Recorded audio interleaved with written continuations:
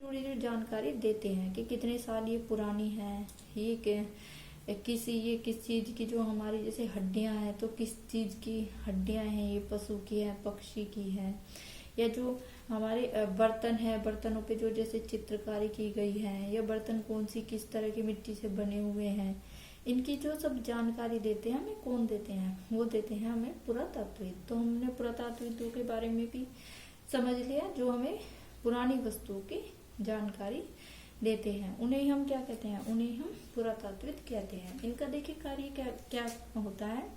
ये एक विशेष जो हमारी जगह की विशेष कोई जगह है तो उसकी वहां से खुदाई करते हैं, और उस खुदाई में निकली हुई जो प्राप्त चीजें हैं उनका अध्ययन करते हैं, कि ये कैसे कैसे इनका क्या इतिहास रहा है। ये कार्य होता है हमारा पुरातत्वविदों का।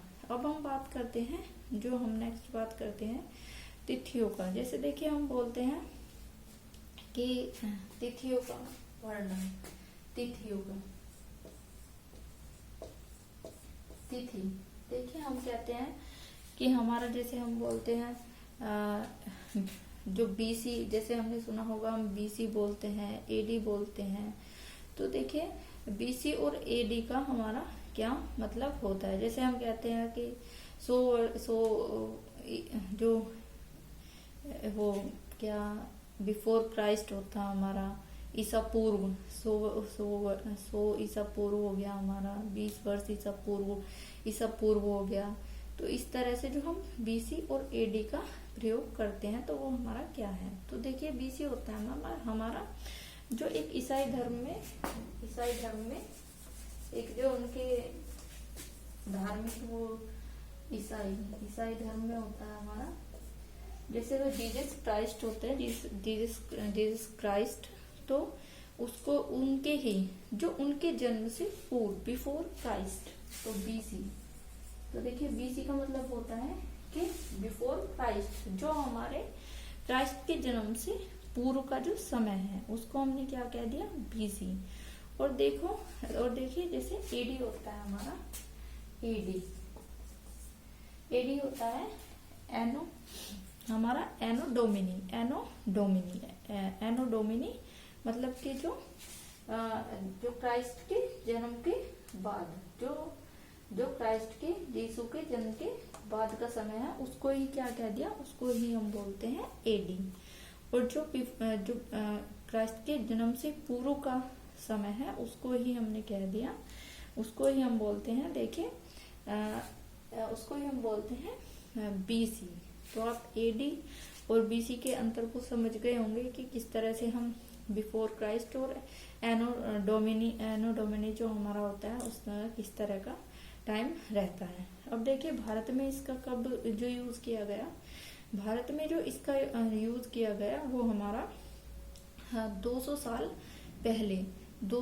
पहले इस जो बीसी और एडी का हमारा जो प्रयोग किया गया भारत में। तो देखिए हमने इस हमारे अध्याय में हमने समझा कि मानव जो था किस तरह से वो एक संग्रह के तौर पर कैसे वो अपना एक स्थान से दूसरे स्थान पर जाता है, कैसे वो धीरे धीरे क्या कर रहा है, और वो उसके डेवलपमेंटिक विकास होता जा रहा है, जो उसकी सोचने की, समझने की, वो हमारी जो समझ है कहीं रहने की, खाने की, तो वो कैसे विकसित होती जा रही है। इस चैप्टर में हमने और क्या समझा, हमने देखा कि जो हमारी पांडुलिपि और अभिलेख है, मतलब कि जो अपनी सूचनाओं को किस तरह से सुरक्षित रखते थे जो पहले लोग थे हमारे। और हमने समझा कि जो हमारी जनसंख्या है वो किसके नदियों के किनारे अक्सर रहती थी, किस तरह से अपने भोजन की प्राप्ति के लिए किस तरह से जो मानव था हमारा वो शिकार करता है, किस तरह से वो शिकार करने के लिए एक जगह से दूसरे जगह पर जाता रहता है अपने भोजन की तलाश में। तो इसी तरह से हमने समझा कि हमारा जो कब, कहाँ और मतलब कैसा जीवन था, कब ये हुआ। हमारा सिंधु नदी क्षेत्र के बारे में हमने समझा, हमने जो नर्मदा नदी क्षेत्र के बारे में समझा, हमने जो सुलेमान और किरथार पहाड़ियां थी उनके बारे में समझा। तो इस चैप्टर में देखिए इतना ही। जो हम आगे के अध्याय में हम अध्ययन करेंगे, जो हमारा कि जैसे मानव का विकास होता रहा तो कहाँ कहाँ जगह पे कौन कौन से उसने जो कृषि किस तरह से की, तो ये सब हम आगे के चैप्टरों में समझेंगे। आज जो इस चैप्टर में बस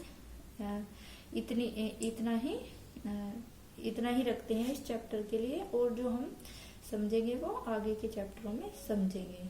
इसी के साथ मिलते हम नेक्स्ट चैप्टर में। धन्यवाद।